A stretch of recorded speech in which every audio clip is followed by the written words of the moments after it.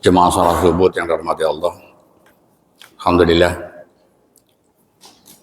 Bersyukur kita pada Allah Subhanahu wa taala. Kita memujinya, kita minta pertolongan padanya.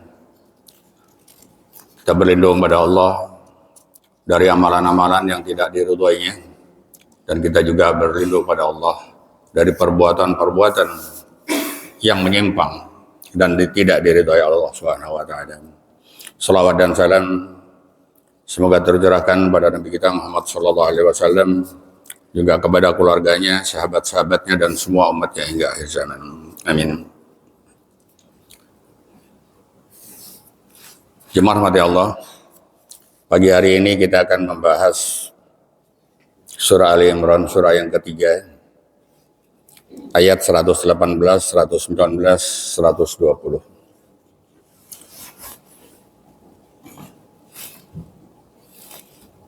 A'udzu billahi minasy syaithanir rajim. Ya ayyuhalladzina amanu la tattakhidhu bitanatan min dunikum la ya'lunukum khabalan waddu ma anittum qad baddatil baghdha'u min afwahihim wa ma tuhfi suduruhum akbar qad bayyana lakumul ayati in kuntum taqilun. Hai orang-orang yang beriman, janganlah kamu ambil menjadi teman kepercayaanmu orang-orang yang di luar kalanganmu. Mereka tidak henti-hentinya menimbulkan kemudaratan bagimu. Mereka menyukai apa yang menyusahkan kamu, dan telah nyata kebencian dari mulut mereka. Dan apa yang disembunyikannya, dan apa yang disembunyikan oleh hati mereka lebih besar lagi. Sungguh telah kami terangkan ayat-ayat itu kepadamu jika kamu berfikir. Jemaah rahmati Allah, ayat 118 ini ditafsirkan oleh Imam Ibnu Katsir dengan mengatakan, Allah yang maha tinggi lagi maha agung menyatakan dalam ayat ini tentang larangan mengambil teman, sahabat dari kalangan orang-orang yang di luar kalanganmu. Maka kata beliau, Allah melarang orang beriman mengambil teman, sahabat, teman akrab, orang kepercayaan dari kalangan di luar agama kita.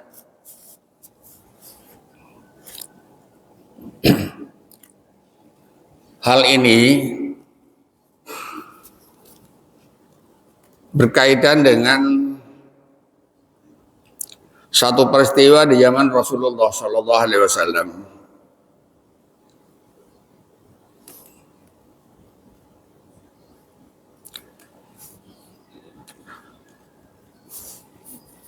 Yang disebutkan dalam tafsir Ibnu Katsir tentang asbabun nuzul tak turunnya ayat ini.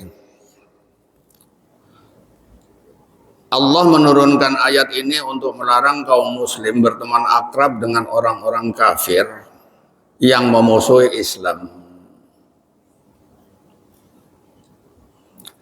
Sejarah telah mencatat pengkhianatan yang dilakukan oleh orang-orang Yahudi dari kalangan Bani Qainuqah, Bani Nadir, Bani Quraizah, ketika mereka berada di kota Madinah bersama-sama dengan Rasulullah dan para sahabat. Ibnu Abbas radhiyallahu anhu beliau berkata, ada beberapa kaum muslim yang berteman sangat dekat dengan kaum Yahudi karena mereka berhubungan, bertetangga dan adanya kesepakatan di antara mereka di zaman jahiliyah. Allah lalu menurunkan ayat ini, lalu melarang pertemanan yang demikian dekat demi membentengi kaum muslim dari fitnah kaum Yahudi. Maka Allah sampaikan, ya ayyuhalladzina amanu la tattakhidhu bitanatan min dunikum. Kata Imam Ibnu Katsir, larangan ini jemaah rahmati Allah diturunkan oleh Allah, disyariatkan oleh Allah karena ada kekhawatiran, ada rahasia-rahasia di dalam Islam yang tanpa disadari terucapkan atau tersampaikan kepada orang-orang Yahudi ketika itu. Kekhawatiran inilah yang menyebabkan turunnya ayat ini. Karena ketika itu ada seorang sahabat yang mereka memiliki hubungan akrab dekat karena dia berteman, bertetangga dengan orang-orang Yahudi. Dan sahabat ini jemaah rahmati Allah, dia berperang bersama Rasulullah SAW.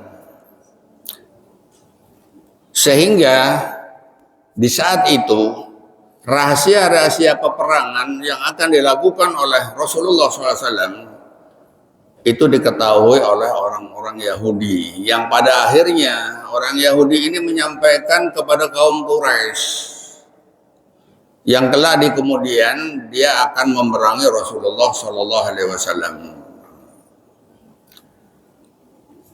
Maka kata Allah, janganlah kamu mengambil orang di luar kamu, yakni di luar agamamu, sebagai teman akrab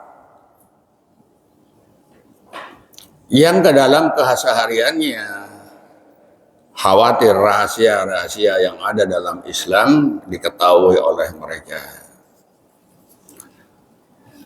Hadis dari Abu Sa'id Al-Khudri radhiyallahu anhu bahwa Rasulullah SAW bersabda, kata Nabi, man ba'asallahu min nabiyyin wa lastakhlafa min khalifatin illa kanat lahu bitanatun ta'muruhu bil khairi wa tahudduhu alaihi wa bitanatun ta'muruhu bis su' wa tahudduhu alaihi wal mahsumu man asbahullah. Hadis Bukhari dan Nasa'i. Tidaklah Allah mengutus seorang nabi dan tidaklah Allah mengangkat seorang khalifah melainkan ia memiliki dua kelompok orang yang mendampinginya.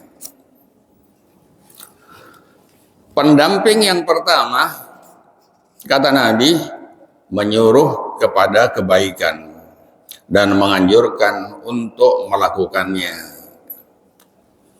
Dan kelompok pendamping yang kedua, menyuruh kepada kejahatan dan menganjurkannya. Orang yang maksum ialah orang yang dipelihara oleh Allah dari kesalahan dan dosa. HR Bukhari dan Nasa'i.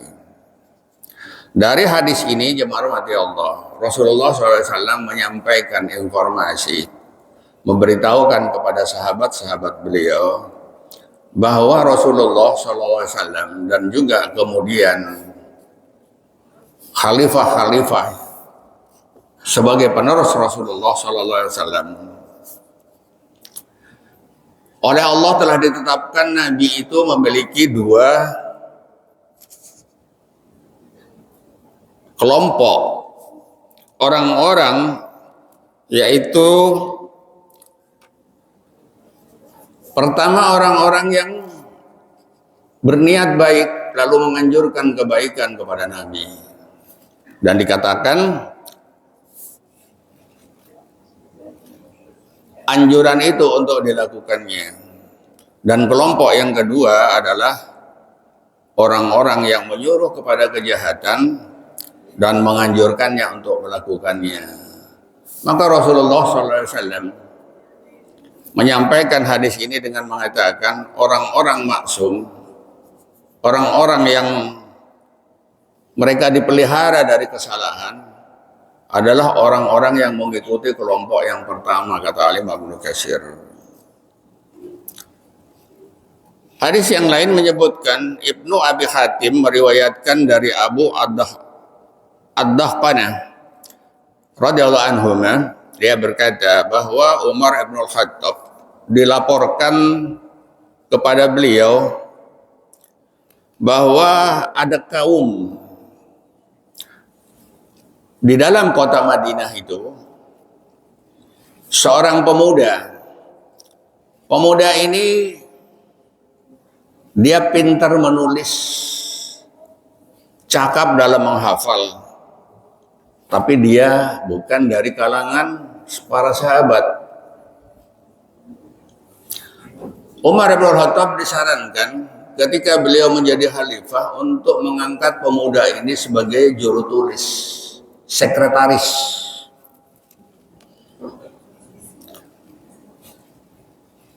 Lalu beliau berkata, jika demikian, kata beliau, berarti saya telah mengambilnya sebagai mitra dari non-mukmin.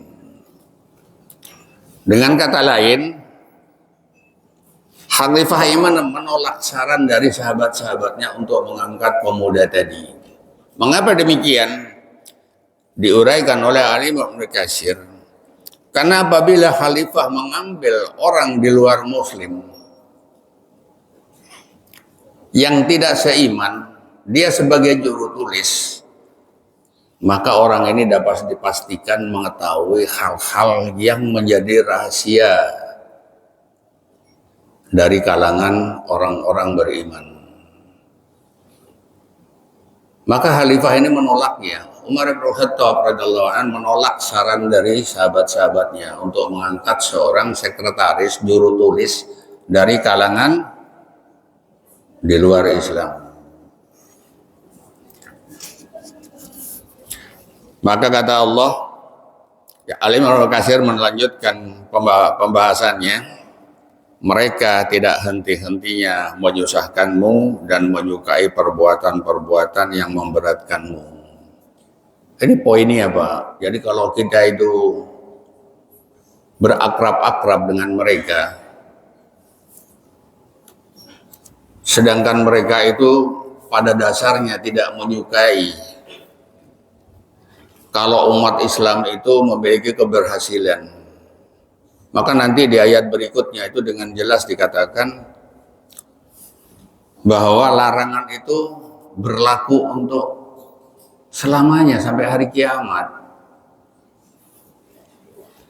Maka saya ingin sampaikan pada kita sekalian salah satu firman Allah di surah Al-Maidah. Ini yang surah yang ayat ini yang cukup terkenal, bahkan bikin heboh dulu.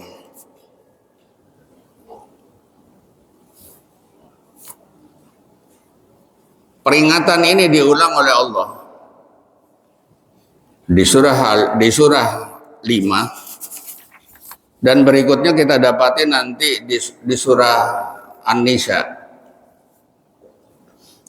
Kata Allah, saya ambil artinya, hai orang-orang yang beriman, janganlah kamu mengambil orang-orang Yahudi dan Nasoro menjadi pemimpin-pemimpinmu. Sebagian mereka adalah pemimpin bagi sebagian yang lain. Barang siapa di antara kamu mengambil mereka menjadi pemimpin, maka sesungguhnya orang-orang itu termasuk golongan mereka. Sesungguhnya Allah tidak memberi petunjuk kepada orang-orang yang zalim. Di sini ada kalimat di dalam Al-Quran itu disebut aulia. Kalau kita perhatikan, Pak, Bapak Ibu yang dirahmati Allah, aulia itu wali. Apabila seseorang itu akan nikah, memerlukan wali. Siapa walinya? Orang tuanya. Maksud wali itu apa? Wali itu yang dimaksud dalam ayat ini adalah orang yang bertanggung jawab terhadap pernikahan itu. Siapa itu? Bapaknya. Maka Allah melarang orang Islam mengambil wali, orang yang dimintai pertanggungjawaban di luar kalangan Islam. Ayat 52 Allah sampaikan apa? Jika kamu akan melihat orang-orang yang ada penyakit dalam hatinya, yaitu orang-orang munafik yang bersegera mendekati mereka, yaitu Yahudi dan Nasara. Seraya berkata, kami takut akan mendapat bencana. Mudah-mudahan Allah akan mendatangkan kemenangan kepada Rasulnya atau satu keputusan dari sisinya. Maka karena itu mereka menjadi menyesal terhadap apa yang mereka rahasiakan. Yang menarik gimana berarti Allah, saya ingin sampaikan di ayat 57 dan 58. Hai orang-orang yang beriman, janganlah kamu mengambil jadi pemimpinmu orang-orang yang membuat agamamu jadi buah ejekan dan permainan. Yaitu di antara orang-orang yang telah diberi kitab sebelummu. Jelaskan Pak ya. Ayat 57, ayat 58-nya nanti kita perhatikan. Orang-orang yang kafir atau musyrik, jangan kau jadikan sebagai pemimpinmu. Wa idza nadaitum ila sholati, kata Allah. Dan apabila kamu menyeru mereka untuk mengerjakan sholat, mereka menjadikan bahan ejekan dan permainan. Yang demikian itu adalah karena mereka benar-benar kaum yang tidak mau mempergunakan akalnya. Ini ayat 58-nya. Inilah kemudian ditafsirkan oleh Ibnu Katsir dengan mengatakan peringatan dari Allah harus menjadi perhatian bagi orang-orang yang mengaku dirinya beriman. Baik, kita akan lanjutkan pembahasan tentang ayat 119. A'udzu billahi minasy syaithanir rajim. أنتم أولئك تحبونهم ولا يحبونكم وتؤمنون بالكتاب كله وإذا لقوكم قالوا آمنا وإذا خلوا عضوا عليكم الأنامل من الغيظ قل موتوا بغيظكم إن الله عليم بذات الصدور. Beginilah kamu menyukai mereka padahal mereka tidak menyukai kamu. Dan kamu beriman kepada kitab-kitab semuanya. Apabila mereka menjumpai kamu, mereka berkata, kami telah beriman. Dan apabila mereka menyendiri, mereka menggigit ujung jari-jari lantaran marah bercampur benci terhadap kamu. Katakanlah, matilah kamu karena kemarahanmu itu. Sesungguhnya Allah Maha mengetahui segala isi hati. Surah Ali Imran ayat 119. Ayat yang mulia ini jemaah mati Allah ditafsirkan oleh Al-Imam Ibnu Katsir. Beliau mengatakan firman Allah yang menyebutkan bahwa orang-orang dari kalangan ahlul kitab sungguh sangat nyata kebenciannya dari mulut-mulut mereka. Yang kemudian ayat ini dilanjutkan dengan kalimat apa yang disembunyikan oleh hati mereka itu lebih besar lagi. Maka kata ilmu Katsir maksudnya adalah orang-orang yang memusuhi Islam dari kalangan Yahudi, di samping mereka itu menyampaikan kalimat-kalimat itu dari lisan mereka, dari mulut-mulut mereka, kebencian terhadap umat Islam, maka itu tidak bisa disembunyikan. Itu menandakan bahwa hati mereka juga lebih benci terhadap Islam. Inilah kemudian ulama yang lain, Imam Ad-Dahabi beliau mengatakan dalam kitab beliau berkaitan dengan ayat tadi, mengatakan begini Pak, raut wajah Mulut itu tidak bisa disembunyikan, dia tidak bisa disembunyikan apabila hati seseorang itu ada sesuatu di dalamnya. Kalau orang itu senang, wajahnya juga akan terlihat. Di raut wajahnya akan terlihat. Tapi begitu juga sebaliknya, apabila seseorang itu benci, apalagi kebencian itu menyangkut agama, maka itu jelas nanti akan terlihat dari ucapannya, terlihat dari raut wajahnya. Maka Allah Subhanahu wa taala menyampaikan kalimatnya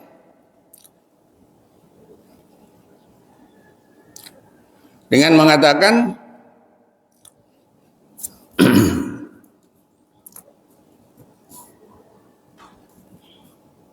kebencian mereka di dalam hati mereka itu lebih nyata lagi. Jadi kalau di mulutnya mereka sudah mengutarakan kebencian kepada kaum muslimin ketika itu, maka tentu hatinya lebih benci lagi kepada mereka, kepada kaum muslimin.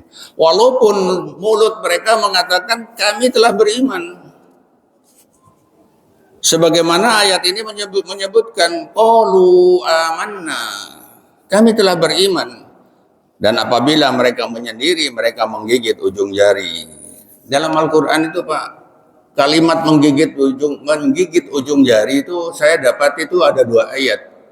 Pertama di ayat ini di surah Ali Imran ayat 119. Nanti kita dapati itu nanti di surah Al-Furqan di ayat 27. Kalau yang ini disebutkan kebencian kepada umat Islam itu sampai-sampai orang-orang dari kalangan ahlul kitab itu menggigit ujung jarinya saking bencinya. Sedangkan di ayat yang lain nanti kita dapati menggigit kedua jari itu lantaran penyesalan.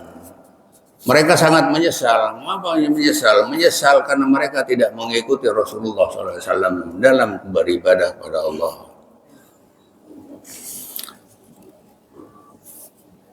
Maka kata Allah, dan apabila mereka menyendiri, mereka menggigit ujung jari lantaran marah bercampur benci. Marah bercampur benci sampai-sampai menggigit kedua jari. Mereka tidak sadar menggigit jari itu kan sakit, tapi mereka lakukan saking marahnya terhadap orang Islam. Padahal kata Allah, padahal kamu beriman kepada kitab-kitab semuanya. Ini perbedaannya jemaah rahmati Allah. Al-Imam Ibnu Katsir beliau mengatakan, orang Islam mengimani kitab-kitab yang terdahulu. Zabur, Taurat, Injil. Kita imani. Tapi kebalikannya apa mereka? Mereka tidak mengimani yang namanya Al-Quran. Itu bedanya Pak. Jadi keimanan mereka itu walaupun mereka mengatakan kami telah beriman, tapi kata Allah dibantah oleh Allah. Allah menyebutkan walaupun mereka mengatakan kami telah beriman. Contohnya adalah ketika mereka disuruh mengimani Al-Quran, mereka menolaknya. Artinya mereka bukan beriman yang sebenarnya. Maka kata Allah, begitulah kamu. Kamu menyukai mereka padahal mereka tidak menyukai kamu.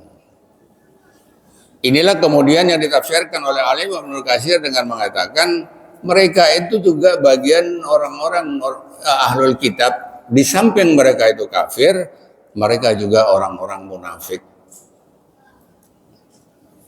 Mengapa demikian? Beliau mengatakan orang-orang kafir yang menyatakan dirinya sebagai orang-orang yang beriman, saya telah beriman, tapi sebenarnya mereka benci terhadap orang-orang yang beriman. Itulah orang-orang munafik.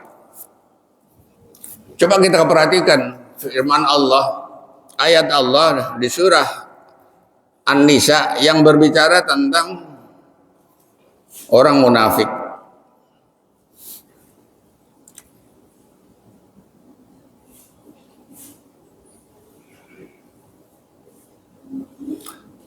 A'udzubillahi minasyaitonir rajim. Innal munafiqina yukhadi'una Allah wa huwa khadi'uhum wa idza qamu ila sholati qamu kusala yura'una an-nasa wa la yadhkuruna Allah illa qalila. Sesungguhnya orang-orang munafik itu, kata Allah, menipu Allah, dan Allah akan membalas tipuan mereka. Dan apabila mereka berdiri untuk sholat, mereka berdiri dengan malas. Mereka bermaksud riya di dalam sholat itu di hadapan manusia. Dan tidaklah mereka menyebut Allah kecuali sedikit sekali. Ini munafik, Pak. Ini orang-orang munafik. Jadi orang-orang yang mengaku dirinya dengan mengatakan, walaupun kalimatnya dari lisan mereka keluar kalimat amanna, tapi sebenarnya mereka tidak beriman. Maka kata Ali Ibnu Katsir, itulah orang-orang kafir, tapi sekaligus mereka adalah orang-orang munafik. Cirinya apa? Di dalam ayat 142 surah An-Nisa, surah yang keempat, Allah sampaikan, tadi sudah saya baca ayatnya. Sesungguhnya orang-orang munafik itu menipu Allah. Dengan apa? Dengan kalimatnya. Dia mengatakan kepada manusia beriman kepada Allah, padahal Allah tahu mereka tidak beriman. Maka nanti kita dapati banyak sekali dalam Al-Quran itu Allah berbicara tentang orang-orang munafik. Bahkan ada satu surah, di surah 63 itu disebutkan apa, di sana ada satu surah yang namanya Al-Munafikun. Dan Allah berjanji, gimana mati Allah, di dalam ayat ini Allah akan membalas tipuan mereka. Apa balasan Allah? Mereka akan disiksa. Nanti kita dapati di dalam surah yang sama, di surah An-Nisa ayat 145. Dan apabila ini yang bahaya, Pak, dan apabila mereka berdiri untuk sholat, mereka berdiri dengan malas. Jadi kalau orang sholat itu malas, Pak, itu sudah munafik itu. Suruh sholat malas. Kalau malas saja sudah dikatakan sebagai munafik, maka ketika orang itu tidak sholat, maka dia kafir. Itu ijma' para ulama. Ijma' para ulama seperti itu. Mereka bermaksud riya dengan sholat itu. Jadi kalau orang itu sholat, kalau sholatnya kepingin dipuji oleh manusia, maka itu munafik, Pak. Dan yang menarik adalah ketika Allah sampaikan ayat terakhir dari kalimat terakhir dari ayat 142 ini, wala yadhkurunallaha illa qalila. Dan tidaklah mereka menyebut Allah kecuali sedikit.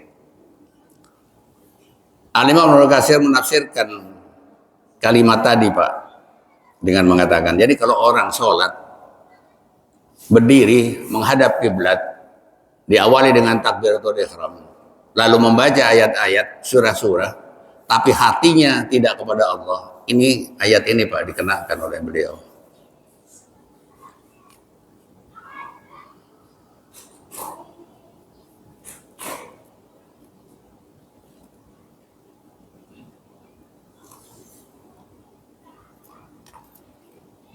Nanti jemaah mati Allah, orang-orang munafik itu ketika dibangkitkan di alam akhirat, di padang mahsyar, disinggung oleh Imam Ibnu Katsir.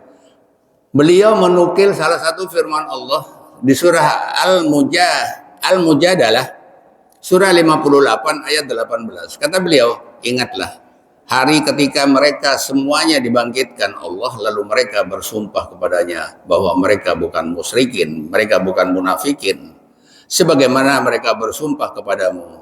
Mereka menyangka bahwa mereka akan memperoleh suatu manfaat. Ketahuilah bahwa sesungguhnya mereka lah orang-orang pendusta. Itu disampaikan oleh Allah di surah 58 ayat 18. Maka kata Imam Ibnu Katsir berkaitan dengan orang-orang munafik ini. Pertama, orang munafik itu ketika sholat mereka malas. Berdiri sholat mereka malas. Dan mereka ketika sholat riya. Dan mereka sedikit sekali mengingat Allah. Ketika sholat saja mereka tidak mengingat Allah. Bagaimana kalau di luar sholat? Mudabdabina baina dzalik, kata Allah. Mereka adalah dalam keadaan ragu-ragu antara yang demikian. Jemaah mati Allah, ada seorang ulama, Imam, saya lupa. Beliau mengatakan begini, orang munafik itu Pak, Bapak Ibu jemaah mati Allah, orang munafik itu apabila dia bangkit dari tidurnya, dia bangun dari tidur, orang munafik itu Pak, dia langsung berpikir, saya beriman nggak ya? Beriman kah enggak? Beriman kah enggak? Itu baru bangun tidur Pak, belum ngapa-ngapain. Bangkit dari pembaringan aja dia sudah berpikir dalam hatinya ini. Saya beriman enggak ya? Saya beriman enggak? Beriman enggak? Beriman enggak? Keraguan-raguan itu dia mulai sejak dia bangkit dari tidurnya. Itu sudah dimulai. Maka kata Allah, mereka dalam keadaan ragu-ragu antara yang demikian, mau beriman atau kafir. Tidak masuk kepada golongan ini orang-orang beriman dan tidak pula kepada golongan orang-orang kafir. Itu orang-orang munafik, Pak. Barang siapa yang disesatkan Allah, maka kamu sekali-kali tidak akan mendapat jalan untuk memberi petunjuk baginya. Nah, orang kafir itu, orang munafik itu nanti jemaah mati Allah, penyesalannya masa Allah di akhirat nanti. Ketika dibangkitkan oleh Allah sama dengan orang beriman, karena dia tuh sebagian beriman, sebagian kafir kan hatinya kan. Maka ketika dia keimanannya dihargai oleh Allah nanti di akhirat dengan apa? Diberi cahaya oleh Allah.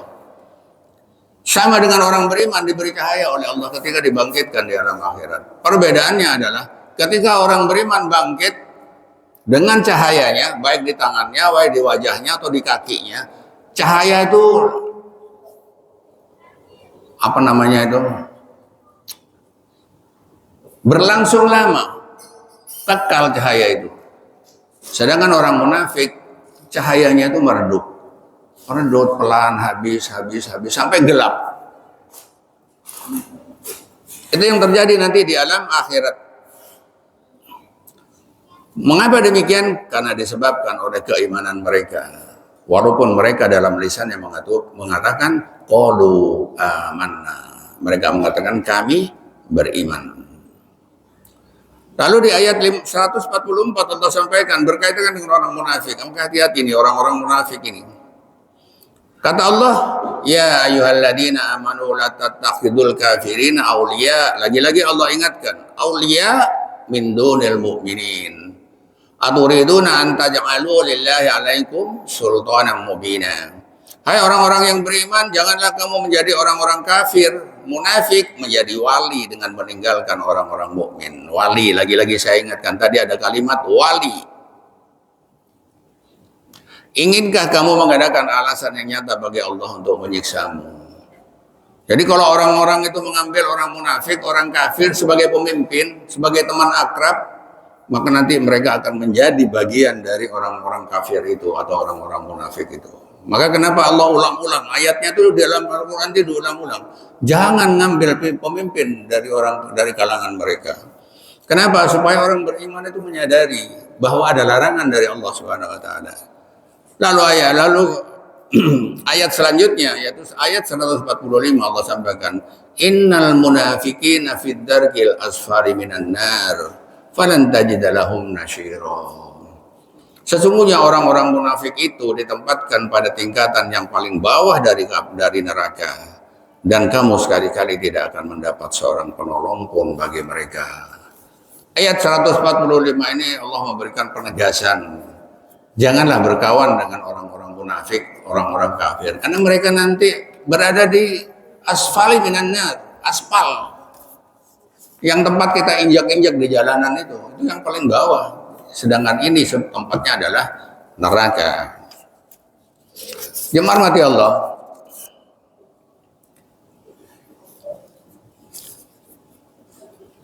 kita akan lanjutkan pembahasan tentang ayat 120. A'udzu billahi minasy syaithanir rajim. In tamsaskum hasanatun tasuhum wa in tusibakum sayyi'atun yafrahu biha wa in tasbiru wa tattaqu la yadurrukum kaiduhum syai'a innallaha bima ya'maluna muhit. Jika kamu mendapat kebaikan, niscaya mereka bersedih hati. Tetapi jika kamu mendapat bencana, mereka bergembira karenanya. Jika kamu bersabar dan bertakwa, niscaya tipu daya mereka sedikit pun tidak mendatangkan kemudaratan kepadamu. Sesungguhnya Allah Maha mengetahui segala apa yang mereka kerjakan. Ayat 120 ini ditafsirkan oleh Al-Imam Ibnu Katsir dengan mengatakan,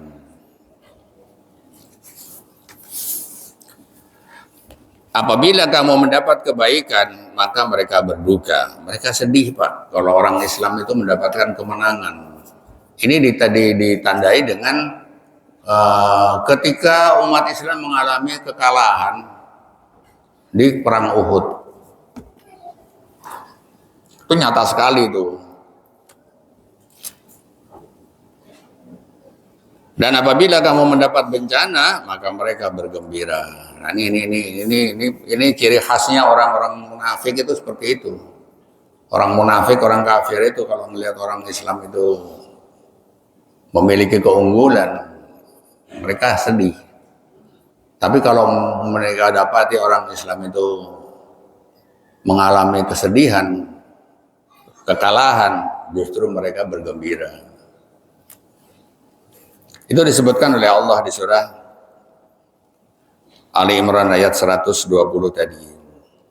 Kata Imam Ibnu Katsir, hal ini disebabkan besarnya permusuhan mereka terhadap kaum muslimin.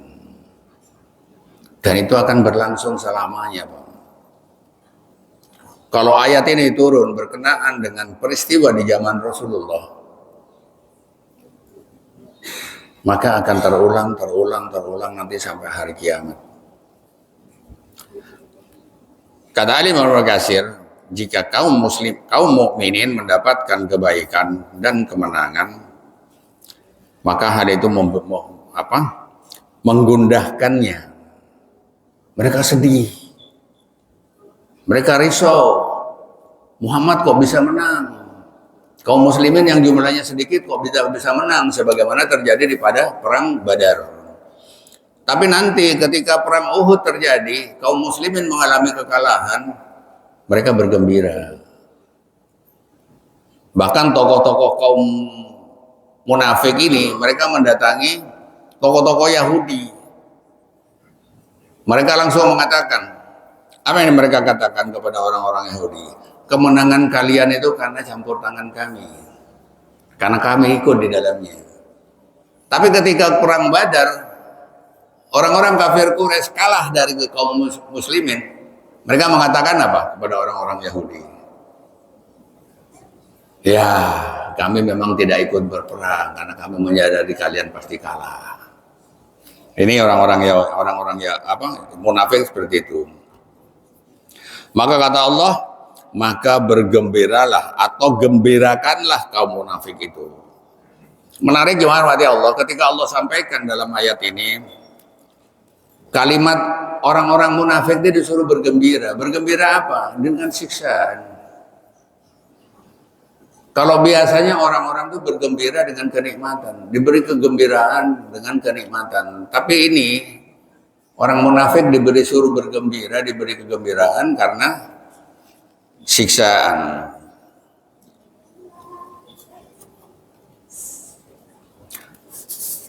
Maka kata Allah di dalam ayat ini, apabila kamu bersabar dan bertakwa, maka tipu daya mereka tidak akan memudaratkanmu sedikit pun.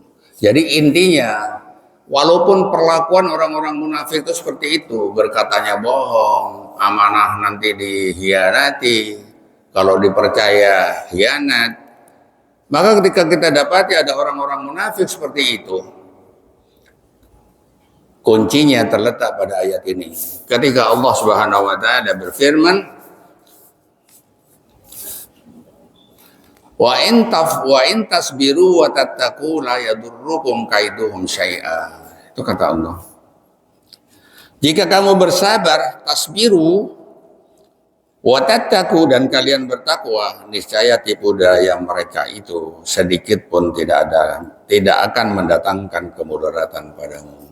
Intinya adalah ketika sabar dan takwa itu menjadi landasan bagi orang-orang yang beriman, maka perbuatan-perbuatan mereka itu menjadi sia-sia.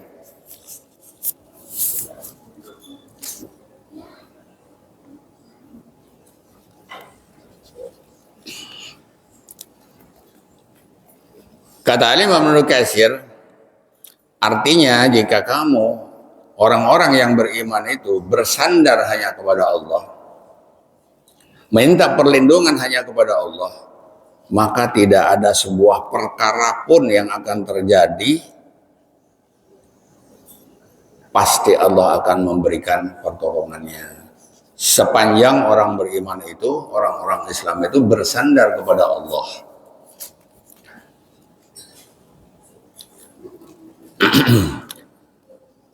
Barang siapa yang berserah diri kepada Allah, kata Imam Ibnu Katsir, cukuplah itu. Beliau menafsirkan dengan kalimat yang ini, cukuplah itu. Jadi kalau misalnya hanya bersandar pada Allah dengan sabar dan takwa, maka cukuplah itu. Insyaallah. Inilah barangkali salah satu firman Allah. Saya ingin menukil sedikit. Di surah Al-A'raf ayat 156 kalau tidak salah. Ini ada satu ayat ya. Ayat surah Al-A'raf surah 7 ayat 156. Allah sampaikan begini. Yang artinya, dan tetaplah untuk kami kebajikan di dunia ini dan di akhirat, sesungguhnya kami kembali bertobat kepadamu. Allah berfirman dengan kalimat begini. Siksaku akan kutimpakan kepada siapa yang aku kehendaki, dan rahmatku meliputi segala sesuatu. Maka akan aku tetapkan rahmatku itu untuk orang-orang yang bertakwa, yang menunaikan zakat, dan orang-orang yang beriman kepada ayat-ayat kami. Di ayat 157-nya sangat panjang.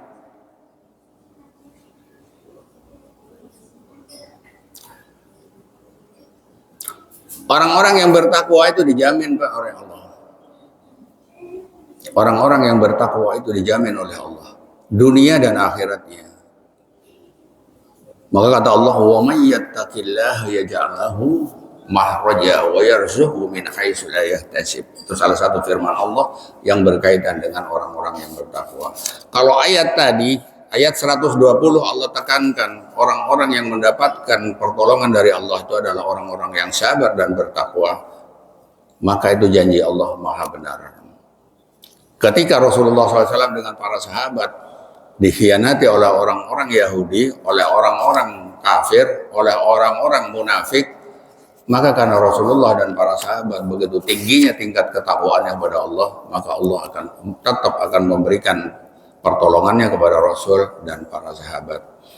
Barangkali demikian, ada 3 ayat yang kita bahas pagi hari ini, ayat 118, 119, 120. Semoga bermanfaat. Dan kalau benar itu pasti datangnya dari Allah, karena Allah yang maha benar. Sedangkan kalau salah tentu dari saya pribadi terkait dengan keilmuan saya, dan tentu campur tangan setan, naudzubillah. Dan kita tutup dengan hamdalah dan doa ghifratul majlis. Alhamdulillahirabbil alamin. Subhanakallahumma rabbana wa bihamdik asyhadu an la ilaha illa anta astaghfiruka wa atubu ilaik. Assalamualaikum warahmatullahi wabarakatuh.